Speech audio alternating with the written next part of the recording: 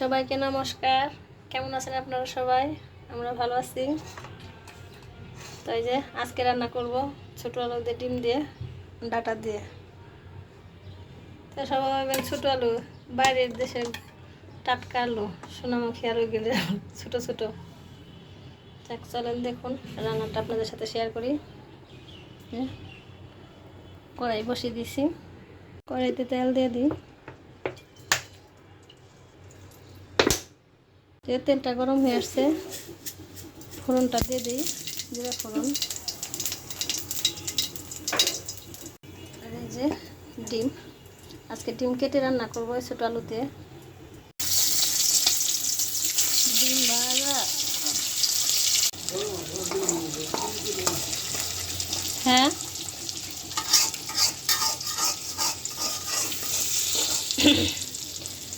গ্যাসের যন্ত্রণাই শেষ।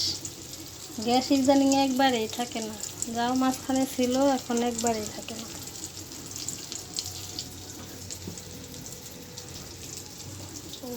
গ্যাস, ডিমটা উল্টে দিয়ে দেখি। ডিম ভাজা অনেক কষ্ট, খালে ফুটে, বোয়াল মাছের মতো ফুটে। কেটে রান্না করবো, কেটে খাওয়ার একটা মজা আছে, ভিতরে মশলা যায়। আমার দিদিরে দেখতাম এক ডিমের 3 পিস করতো, কেটে রান্না করতো। ওই তরকারিটা খেতে খুব মজা লাগতো। তখন বাড়িতে অনেক মানুষ ছিল বেশি, অত তৈরি করতে পারতো না, এক ডিমের 3টা পিস করে ফেলতো। আলুগুলো একটু ধুয়ে নিই, সেদ্ধ করালো তো ছোটো ছোটো, এগুলো বাছাও কঠিন। এভাবে যেন শাশুড়ি মা বাঁচতে এগুলো মাটির থেকে। কয়েকটা আলু গালিয়ে দিই, ভুলটাই হয়, একটু গাঢ় গাঢ় হয়। বেশি গাঢ় করবো না, এও রাখবো না, একটু পাতলা পাতলাই রাখবো। দেখছেন কি ছোটো ছোটো, এগুলো বাছাও কঠিন। একদিন আপনাদের দেখাবো শুধু বাছা। এই যে ডিম ভাজিটা হয়ে গেছে, এখন নামিয়ে নিব। ফটিস না রে বাবা, ফটিস না। কি সুন্দর কালার আসছে ডিম ভাজিটার।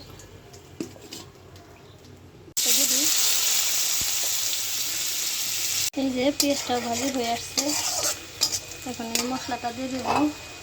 এখানে হলুদের গুঁড়ো, তারপরে জিরে বাটা, কাঁচা জিরে বাটা, ধনিয়ার ফাঁকি মিশিয়ে দিয়ে দিলাম। যে কাঁচামরিচটাও দিয়ে দিই, বাড়ির কাঁচামরিচ অনেক ঝাল।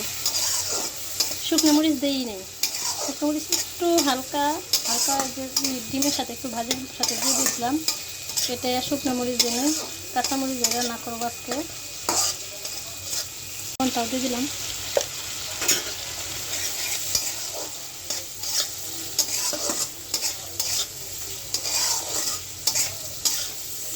শুকনো মরিচ দিলে আর একটু কালার হয়তো আর একটু সুন্দর আসতো, শুকনো কাঁচামরিচটা বেশি কাটাতে ভাবলাম শুকনো মরিচ একটু দিয়ে দিলাম। কষানো হোক মশলাটা, তারপরে ডাটার আলুটা দিয়ে দিব। এই যে মশলাটা কষানো হয়ে গেছে, ডাটাটা দিয়ে দিব। ডাটা অনেক ডাটা বাড়ি থেকে ডাটা দিয়ে দিয়েছিল, এই কয়েকদিন শুধু ডাটা দিয়ে, ডাটাগুলো ভালো ছিল। আলুটাও দিয়ে দেবো, আলুটাও দিয়ে দিলাম, ছোট্ট ছোট্ট আলু। এটাকে সোনামুখী বলবো না কেন, এটা শুনতে চায়ের অবস্থা টাইট হয়ে গেছে। আবার তো নেই গ্যাস, গ্যাসের কারণে রান্না বাড়িরও কোনো ছিল না। তো এই আলু ছুলতে এদিকে আমি যে চচ্চড়িটাও রান্না করে ফেলছি, এই যে ডাটা দিয়ে। বাড়ির ডাটা শেষ হয় না, আর কি করবো। পুঁটি মাছ দিয়া চচ্চড়ি। ডালটাও রান্না করেছি, এই যে ডাল। গ্যাস নেই, যখন গ্যাস আসে তখন বসিয়ে দিই, আবার যখন গ্যাস চলে যায় তখন আবার রান্না বাদ। এখন গ্যাস আসছে, এই যে এখন এই যে আলুটা বসিয়ে দিয়েছি। এই যে ডাটাটা কষতে থাকুক। দেখেন আপনারা গ্যাসের শব্দ পান কিনা, একবার বাড়ে কমে বাড়ে কমে। যখন বাড়ে তখন শব্দ হয়, আর যখন কমে যায় তখন কমে যায়। তো কষতে থাকে। হাঁড়ি পাতিল ডিম ভেজে নেই। সকালে ডিম ভাজা হয়ে গেছে। চুলের অবস্থা, চুলাটাও পরিষ্কার করে নিই। কষানো শেষের দিকে। তো বলুন তো এগুলোকে সোনামুখী আলু বলবো না কেন? এত কষ্ট করে জমি থেকে বাঁচে, এগুলো ফেলে দিতেও কষ্ট লাগে। যে এত কষ্ট করে চাষ করে ঠিক না ফেলে দেয়।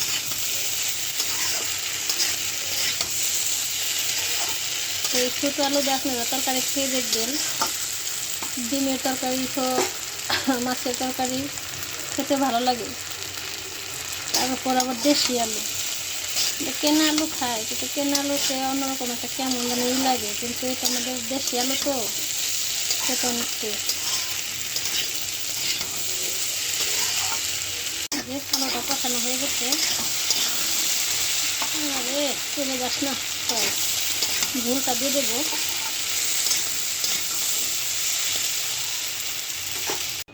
ওই যে ঝোলটা দিয়ে দিয়েছি। শুকনো মরিচ দিই না তো বেশি, এর জন্য কালারটা একটু সবুজ সবুজ হয়ে গেছে কাঁচামরিচের।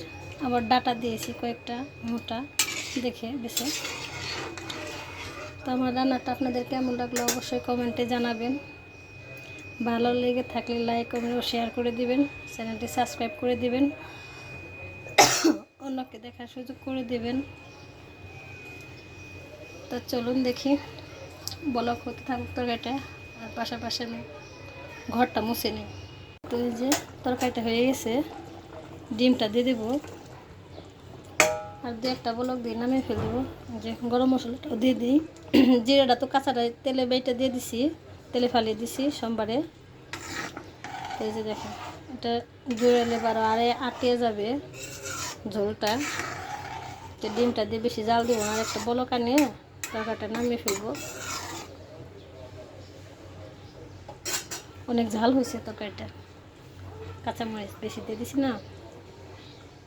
এই যে রান্নাটা হয়ে গেছে, এখন নামিয়ে নেব। তরকারিটা হয়ে গেছে, নামিয়ে নিই। তো এই যে তরকারিটা নামিয়ে নিয়েছি। তরকারির কালারটা কেমন হয়েছে বলবেন প্লিজ। তো এই যে এই আলুর নামটা আমি সোনামুখী দিছি, ছোটো আলু দেখে, এই জন্য। যে ডাটাও রান্না করছি এটা তো দেখাইতে পারি নাই, যে বললামই তো গ্যাসের কারণে ডালটাও দেখাইতে পারি নাই। তো আমার রান্নাটা আপনাদের কেমন লাগলো অবশ্যই কমেন্টে জানাবেন। লাইক কমেন্ট ও শেয়ার করে দেবেন, সাবস্ক্রাইব করে দিবেন চ্যানেলটা। তো সবাই সুস্থ থাকুন, ভালো থাকুন। ভিডিওটা আর বড় করবো না। ধন্যবাদ সবাইকে।